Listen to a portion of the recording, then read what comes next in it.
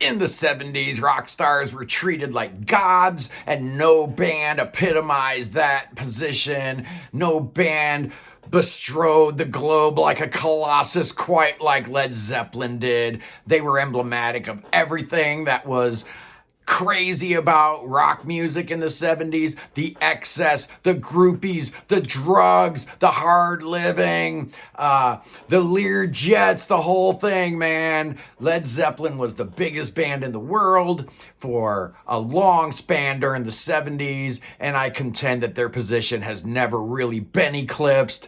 Unlike a lot of bands from that era, somehow, some way, Led Zeppelin has remained relevant. They've remained in the public consciousness, where a lot of bands from the 70s were relegated to dinosaur status. Led Zeppelin has been relegated to godlike status. And is it warranted? Are they that good? Well, I contend that Led Zeppelin is the greatest band of all time.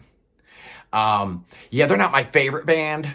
I love them, but I contend that of all the bands that have ever formed, recorded, toured, etc., no one did it better than the mighty Led Zeppelin. So today, I am going to go through their discography. Yeah, they're probably not prog, but they've got enough prog elements with the Tolkien lyrics and John Paul Jones playing Mellotron and whatnot. Yeah, they're prog adjacent. They're an important band. I love them. So we're gonna rank their albums, including Coda, which, big shocker, comes in at number 9. This is obviously posthumous release. John Bonham was already gone. They'd recorded excess material for In Through the Outdoors, so I think 3 of these songs came from that.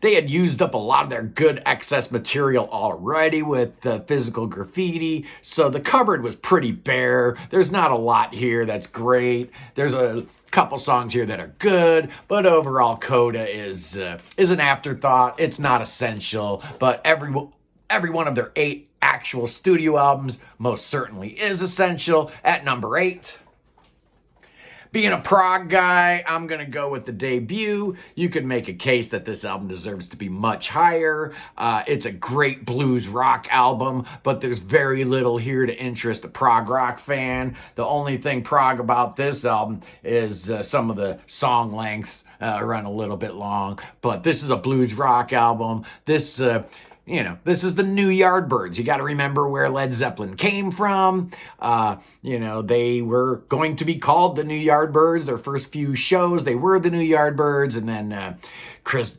Draja gave them a cease and desist letter, so they had to come up with a new name. Peter Grant said that this music was going to go down like a lead balloon, so they changed the spelling of lead, and then they changed a balloon to Zeppelin, and what a great name it is. What a great band.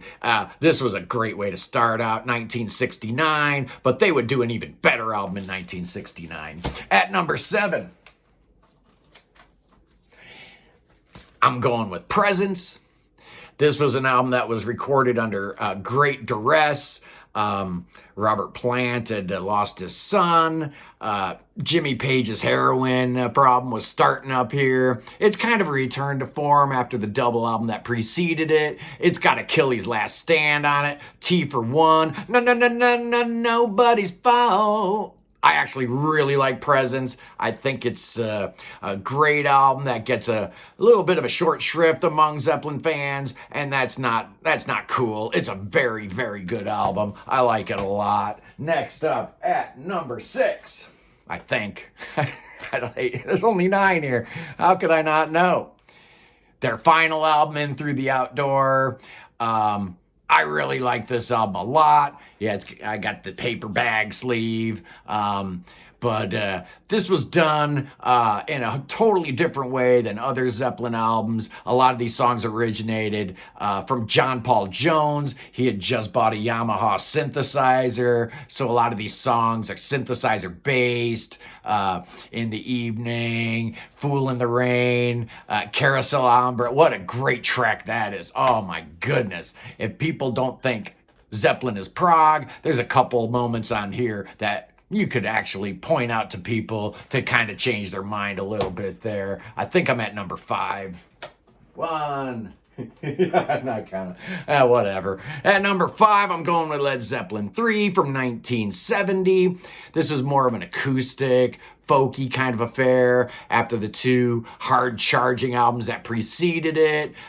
It's got the cool album cover, that's got the little spin wheel. I remember as a little kid being fascinated by that and playing around with that for hours and hours. It's a cool album, but it's got Immigrant Song. It's got a lot of great tracks, but Immigrant Song is just amazing. Everybody knows it. It's a fine, fine record. It shocked the world when it came out. Nobody was expecting this thing at all, but it's amazing. I really, really like it. At number 4,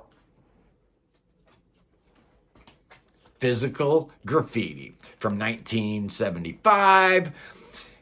I think this was supposed to come out a year earlier, but they were having all kinds of problems with the die-cut album cover, or all these windows in this apartment building. It was a real nightmare for them. Apparently, they went to Headley Grange and knocked out like 8 new tracks, which was enough for 3 sides. So they fleshed it out with some outtakes from Led Zeppelin 3, Led Zeppelin 4, Houses of the Holy. Yeah, but Cashmere, obviously, the money shot on this album is Cashmere. Is absolutely amazing. Maybe the best track they ever did. Physical Graffiti meanders a little bit, kind of like a Beatles White Album type of affair. It's got a lot of different styles, a lot of different things that it goes through. Not all of it works. Most of it does, but yeah, Physical Graffiti, fantastic album. At number 3, we're going back to 1969 and their amazing second album. This album, man, I played this thing nonstop in the early 70s.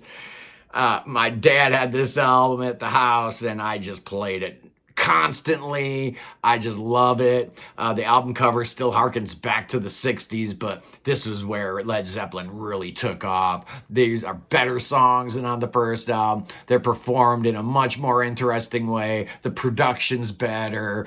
Plant and Page writing some amazing material here. This actually sounds like a original band, where Led Zeppelin 1 kind of just sounded like a blues rock band. They did sound a lot like the Yardbirds, but Zeppelin 2 is where the band just took off and went into so many crazy directions. What an amazing album. Maybe the best hard rock album ever.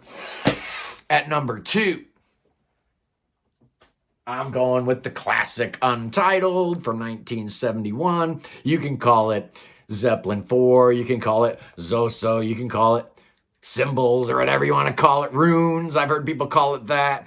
The artwork is just incredible. You've looked at it a million times, and every time I look at it, it's cooler and cooler. The gatefold comes out with that image that everybody's got a t-shirt of. Yeah, it's got Stairway to Heaven on it, and probably, most people could go the rest of their lives without ever hearing that song again. But the sound of this record, Bonham's drums are just thunderous. It's interesting with acoustic guitars and recorders and stuff. Man, I love this album. It's every bit as good as its hype, but I actually prefer one album more. You know what it is. This is the Prog Corner, so obviously I'm going to go with their most proggiest album, and that is, of course, 1973's Houses of the Holy. I don't want to show that album cover for too long, because apparently there's some issues with the Hypnosis artwork being inappropriate, whatever. It's House of the Holy. It's amazing. Every song on here is great. The Rain song, Over the Hills and Far Away, even Jermaker, which I for years thought was Dire Maker. I had no idea what that meant. I just read that that's shorthand for Jamaica. I guess it's pronounced Jermaker. Get it? I never knew that, but it makes sense. The song's kind of got a reggae feel.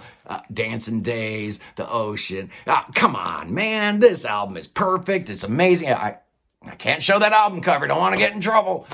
Why was Zeppelin so big, and how did they achieve what they achieved? The 4 guys are all monsters. If you want to pick if you wanted to start a band, and you needed to pick 4 guys, you might pick those 4 guys. I mean, name a better singer than Plant, name a better guitarist than Page, name a better drummer than Bonham. Yeah, try to do that. And find a better all-around musician than John Paul Jones. Good luck. You're not going to find it. But the secret sauce for these guys was Peter Grant, their manager. He saw the value in them. He believed in them. He was...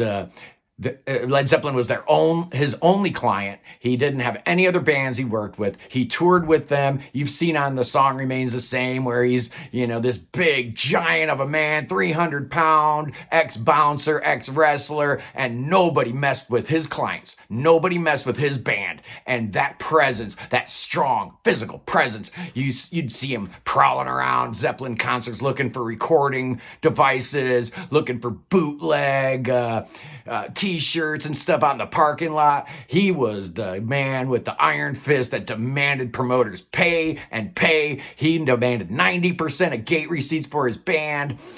He believed in Led Zeppelin, and Led Zeppelin believed in him, to the point that I read that they didn't even have a written agreement. It was a gentleman's agreement between the band and Peter Grant.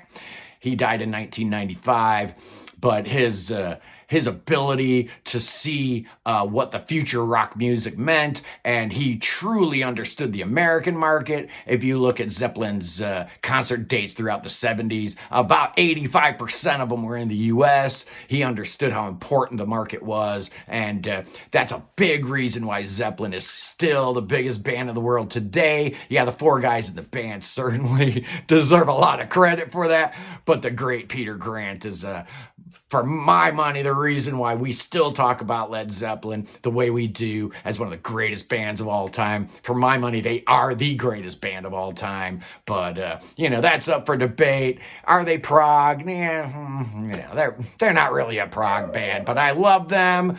Anyway, I am Scott from the Prog Corner. Blessings to you all. I love you, and I will see you freaks on the hippity hoppity flippity floppity.